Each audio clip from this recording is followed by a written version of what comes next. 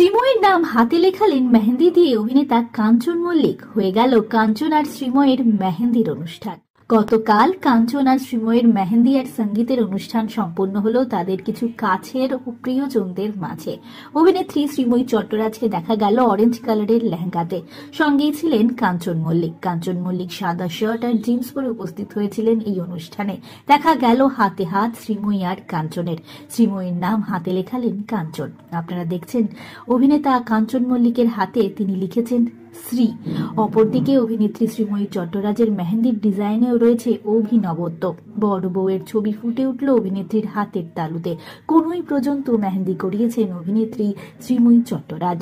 এছাড়াও অভিনেত্রী শ্রীময়ী চট্টরাজের মেহেন্দির ডিজাইনের মধ্যে স্পষ্ট দেখা গেল সেই বিয়ের বিশেষ মন্ত্র যদিদং হৃদয়ং তব তদস্তু হৃদয়ং মম। শ্রীময়ী আর কাঞ্চনের মেহেন্দির কিছু বিশেষ মুহূর্ত